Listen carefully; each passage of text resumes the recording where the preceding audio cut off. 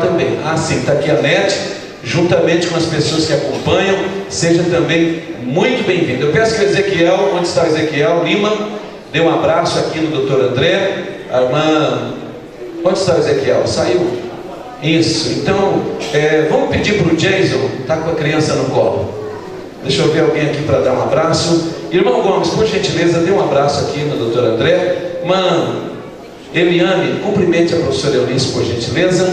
E a irmã Dalé também dê um abraço na irmã Nete. Com esse abraço, a congregação abraça vocês aqui nessa noite. Deus abençoe muito vocês em nome de Jesus. Muito bem, vamos então nesse momento passar a ouvir a palavra de Deus pelo pastor Marcos Areia. Ele que eu costumo dizer é o cientista de Deus, viu? Deus tem usado ele poderosamente e o senhor tem um tempo suficiente para pregar toda a mensagem que Deus lhe deu. A igreja quer receber o pregador nesse momento, colocando-se em pé, por gentileza. Eu convidei o Timóteo para estar aqui nessa noite. Cadê o Timóteo? Ele veio? Está ali o Timóteo. Faça assim, Timóteo. Timóteo, a sua esposa Cecília. Os meninos estão aí também? Não? Não. A Cecília eu vi pela manhã, agora estou vendo. Dê um abraço nele, Ezequiel. Aliás, Ezequiel, era para você estar aqui para abraçar o doutor André, viu? Tá bom, mas depois no final você está devendo um abraço para ele. Deus abençoe a vida de cada um dos nossos irmãos. Vamos nesse momento convidar o presbítero Everton, que é um dos dirigentes também dessa congregação, para orarmos e vamos receber a mensagem da palavra de Deus. Vamos orar, irmãos. Pai querido e amado Deus, na tua presença nos colocamos nesse momento, Senhor, e pedimos a Deus que a tua unção, a tua graça, Senhor, seja sobre o teu servo que vai ministrar a palavra, pastor Marcos Areia. Que o Senhor use ele de uma forma sem igual, Pai. Que a tua palavra, Senhor Deus, seja intensa e encontre, Senhor, guarida em nossos corações, ó Pai. Abençoa, Pai. Faz milagres aqui nessa noite através do teu Espírito Santo, Deus. Enche cada coração, ó Pai. Unja cada um aqui nessa noite. Derrama o teu bálsamo sobre as nossas vidas. No nome de Jesus pedimos e te agradecemos, Senhor. Amém.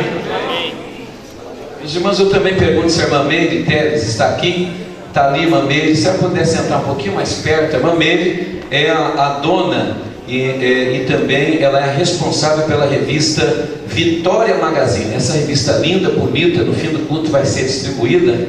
Inclusive essa revista, nessa edição, traz matérias aqui da cantora Kelly Cristina e também do Isaac Romano, meu filho, foi entrevistado aqui, ó, filho do pastor. Então depois aqueles que quiserem pode adquirir. Quanto custa mesmo essa revista? R$100, a Meire está dizendo. R$5, é só título de cooperação com muita informação e você pode publicar artigos aqui também. Então depois do culto ela vai estar ali com a sua revista. Deus abençoe cada um dos irmãos. Pastor Marcos Areia. Saúde, amada igreja, na gloriosa paz do nosso Senhor e Salvador Jesus Cristo. Amém. Por gentileza, irmãos, tome assento. Estou feliz, estou grato ao Senhor pela oportunidade tão maravilhosa que Ele nos conferiu para que estivesse hoje aqui com os irmãos, mormente nesta reunião tão linda. Agradeço aqui o pastor Marcos Romano por aceitar o nosso retorno nesta igreja e agradeço também o nosso irmão Zidemar, através de quem nós recebemos o contato via fone, e-mail, Facebook. Estou feliz por ver aqui essa banda tão linda. Cumprimento vocês pelo 37º aniversário, é isso, né? 36º. Parabéns, Deus abençoe, muito linda. Estou feliz também de ver os irmãos de Santa Catarina ali. Eu sou estudante da língua alemã e eu vejo muitos nomes ali, parece alemão, né? É uma coisa interessante. Também os irmãos de Paranaguá. Me lembro que quando eu tinha 16, 17 anos de idade, eu tinha aqueles long play, aqueles discos LP da banda de Paranaguá. Até perguntei para o irmão Moacir, falei, mas é aquela banda antiga? Eu falei, deve ser os bisnetos deles, né? Mas eu lembro que eu devo ter guardado até hoje esse LP, Banda da Assembleia de Deus de Paranaguá. Então quando vi vocês, me alegrei muito e achei até difícil pregar aqui, né? Por tão rica, tão belo, uma coisa tão linda como nós estamos vendo aqui. eu estou assim feliz, felicíssimo, só o fato de termos presenciado essas 3 bandas tão bonitas, e esse grupo de obreiros, e o pastor Marcos Romano, que nós aprendemos a considerar e a respeitar como um grande homem de Deus, um pregador, pessoa que nós respeitamos, admiramos, e sabemos que ele estar aqui hoje para nós também é uma honra, porque ele poderia até estar em outros congressos, dada a sua agenda que é tão assim cheia, né? Mas tudo é para a honra e para a glória do nome do nosso Deus. Eu quero falar com os irmãos dentro daquilo que o Espírito Santo nos conceder, e rogo as vossas orações para que sejamos nesta noite um instrumento da sua graça. E quero falar para os irmãos sobre o louvor que movimenta e o movimento de Deus através do louvor. Como que se dá esse movimento? Qual é o sonho de Deus, o projeto de Deus com respeito às suas criaturas no que tange ao louvor? Eu vou ler o Salmo 149 e quero ler convosco aqui Salmo 149 e o versículo 6. 149. No título do Salmo, aqui na minha Bíblia está escrito: os fiéis louvam a Deus. Este título, ele não é considerado inspirado. Inspirados são as escrituras. O Salmo em si é uma escritura inspirada, mas eu poderia colocar aqui: os fiéis dedicam-se a Deus. Eu poderia mudar, eu poderia colocar: o louvor é o fruto do lábio dos fiéis, dos lábios dos fiéis. Mas aqui pode ver que na sua Bíblia pode estar diferente, porém o sentido é o mesmo: os fiéis louvam a Deus. O versículo 6 diz assim: nos seus lábios estejam os altos louvores de Deus, nas suas mãos espada de 2 gumes. Amém. Caros irmãos, nenhum versículo bíblico poderia ser usado com tanta propriedade para descrever a vida frutífera e a batalha que um cristão enfrenta neste presente século. Quando nós lemos este salmo, nós percebemos aqui um contraste. Parece-nos até que o escritor, se este salmo foi escrito bem antes do período de Neemias, o período da reconstrução dos muros de Jerusalém, até parece que era um prenúncio. Ele tinha conhecimento da situação que Israel passaria no período pós-exílio. Então ele escreve de uma forma sobre uma pessoa louvar a Deus. Porém, ele não se contém ou não se contenta em apenas afirmar que o fiel louva a Deus. Ele entra aqui na questão em gênero, número e grau com respeito a um louvor alto. Então ele fala que nos lábios do cristão para estar os altos louvores de Deus. Ora, nós só pelo fato de louvar acharíamos que estaria muito bem. Porém, essa questão de alto já despertou aqui uma curiosidade. Será que o meu louvor é baixo? Será que o meu louvor é alto? Então eu posso melhorar o meu louvor? Como é que se explica isso? Mas de um lado eu estarei louvando a Deus, e do outro lado, ou vigiando, estarei com uma espada de 2 fios nas mãos, pronto para a batalha, louvando e com a espada de 2 fios. Nós observamos aqui, quando analisamos a vida espiritual no seu todo, as experiências pelas quais temos passado, a história da igreja, a Bíblia Sagrada, a história dos apóstolos, a história dos judeus que retornaram do cativeiro, mesmo no período patriarcal, vamos notar que esses homens, eles louvaram a Deus com as suas vidas. E, no entanto, em razão desse louvor, Deus transformou-os em grandes guerreiros, em razão da própria adoração. A adoração deles fê-los consagrados a Deus. E essa consagração transmitiu a eles forças, de forma que o escritor aos Hebreus, no capítulo 11, ele afirma: da fraqueza tiraram forças. Faz-nos lembrar também lá do capítulo 16 de Atos dos Apóstolos, quando estava Paulo e Silas na prisão, naquela primeira cidade do continente europeu, ou seja, as portas da Europa estavam sendo agora abertas para o evangelismo, através de Filipos, aquela colônia romana. Quando à meia-noite eles resolveram entoar um alto louvor a Deus. Porém, esse alto não se refere no que tange aos decibéis, a medida da altura do som. Não é essa altura que ele está se referindo, mas está se referindo à qualidade do louvor. Esse alto aqui está especificando um louvor que só Deus pode e poderia naquela ocasião medir o nível que aquele louvor alcançou, para que pudesse haver uma ocorrência tão importante como houve um grande terremoto, que as portas da prisão se abriram, as cadeias caíram, o carcereiro queria se suicidar e por fim o carcereiro aceitou Jesus como Salvador, foi batizado e a obra começou a ser feita naquela cidade em razão de um alto louvor. Eu quero dizer que Deus propicia para cada um de nós condições para que nós possamos dar a Ele um alto louvor. Todos nós temos condições para isso.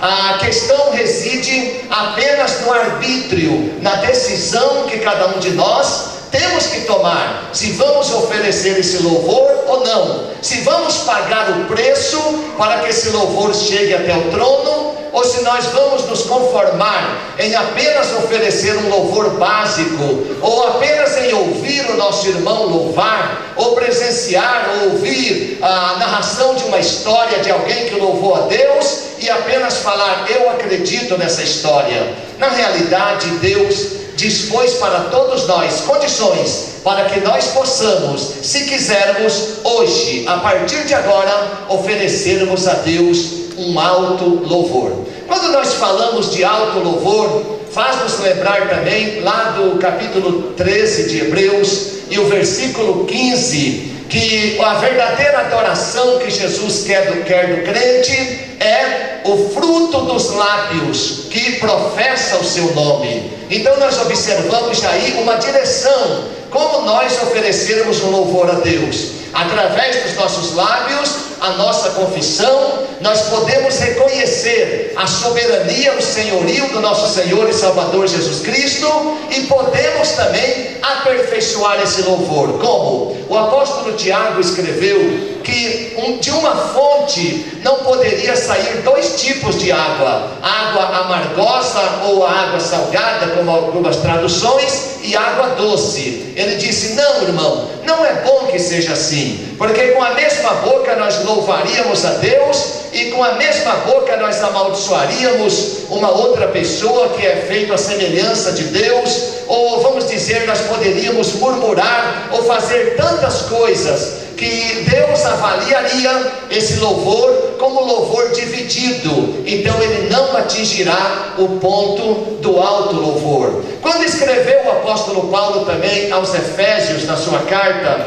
no capítulo 1 e o versículo 12, ele disse assim: a fim de sermos para louvor da sua glória. Então nós abordamos o ser humano, o homem, sob o aspecto dele ser, o aspecto de ter, o aspecto de fazer, mas aqui ele vai logo no ser. Ele não está se preocupando com aquilo que temos, com os bens materiais, não está preocupado com nossos dotes de oratória, não está preocupado com a nossa inteligência, mas está preocupado com o nosso ser. Eu quero ser de Deus, eu quero ser para Deus. Tudo que eu fizer a partir de hoje vai ser para Deus. Isso vai superar a inteligência, isso vai superar as posses, isso vai superar qualquer coisa, porque o ser humano propôs oferecer um alto louvor, e o alto louvor reside em você entregar o teu ser para pertencer ao nosso Deus e ao seu Senhor, o seu Filho Jesus Cristo, nosso Salvador. Nós começamos a observar então alguns caminhos que nos mostram como nós podemos atingir o ápice, esse ponto tão importante que a Bíblia, o salmista aqui chama de alto louvor. Quando o cristão oferece um alto louvor, consequentemente, a espada que ele tem nas suas mãos, ela se torna uma espada de 2 fios e ela se torna também afiada. Por quê? Porque uma consequência do louvor é a repercussão que terá sobre os nossos instrumentos de guerra e sobre a nossa destreza em como utilizaremos esses instrumentos. É por isso que escreveu o apóstolo Paulo no capítulo 6 de Efésios e o versículo 17: tomai o capacete da salvação, mas tomai também a espada do Espírito. Quer dizer, se o crente adora a Deus em espírito e em verdade, consequentemente Deus fala assim: como você me oferecer um alto louvor, eu vou te dar uma espada chamada espada espiritual,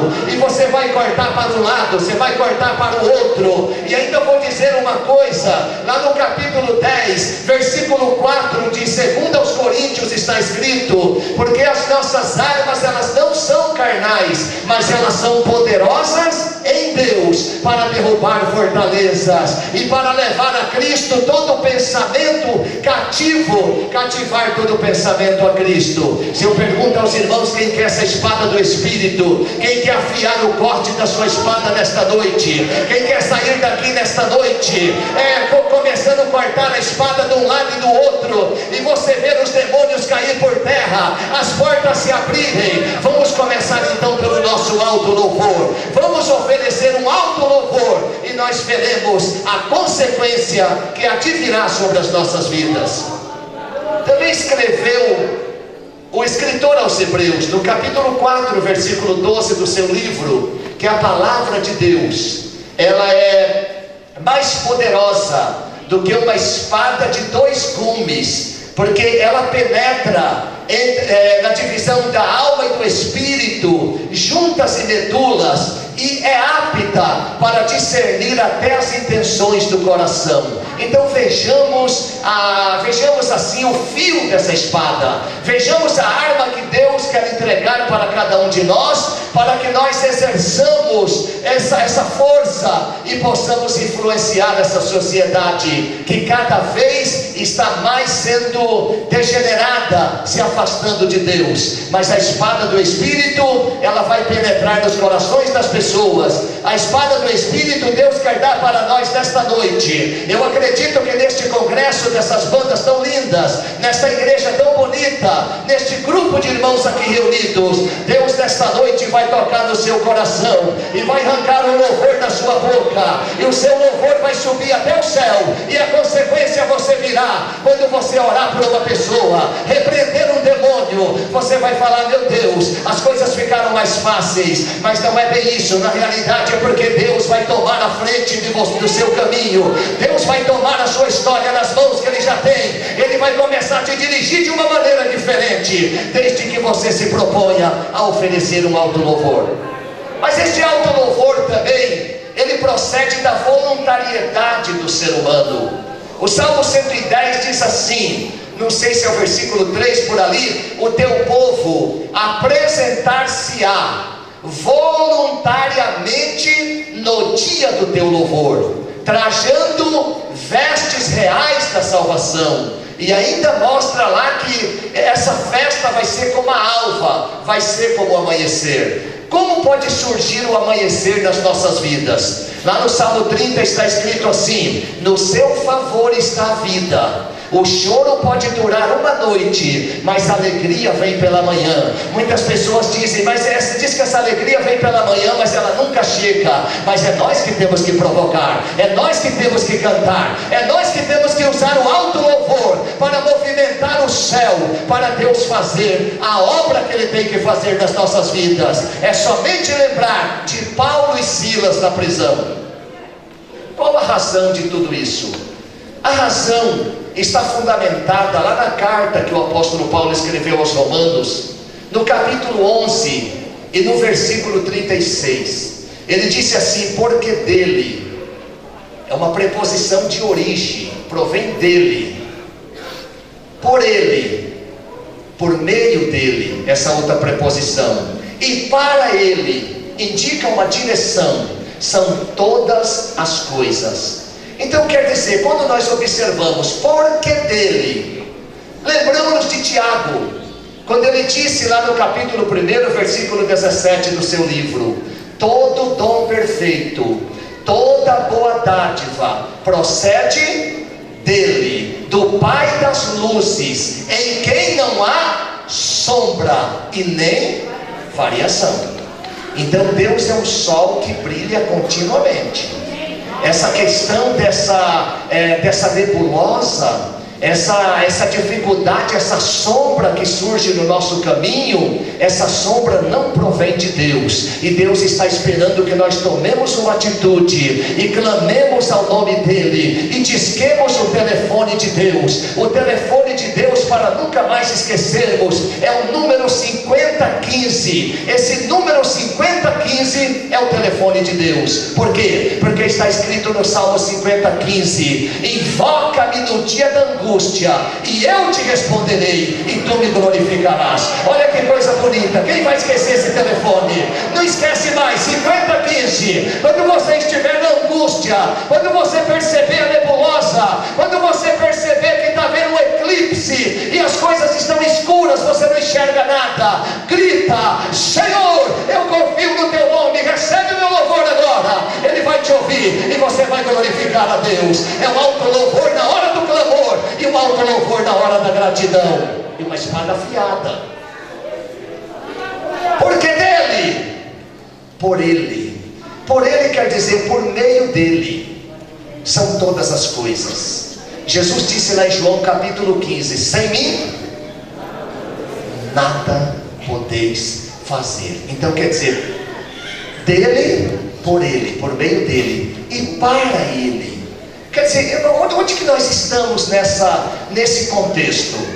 Nós somos dele. O apóstolo Paulo escreveu: nós somos dele em Cristo Jesus, o qual para nós se tornou sabedoria, santificação e redenção. Então nós somos dele, não temos saída. Lá em João capítulo 15, versículo 16, Jesus falou: vocês não escolheram a mim, eu escolhi vocês, e vos nomeei para que vades e deis fruto, e o vosso fruto permaneça, a fim de que tudo quanto pedirdes a meu Pai, Ele vos conceda. Então observamos que nós somos dele, foi Ele quem nos escolheu, por meio dele nós agimos, sem Ele nada podemos fazer, e para Ele são todas as coisas. Para Ele, lembramos lá de Efésios, que eu já citei, capítulo 1, versículo 12: a fim de sermos para louvor da sua glória.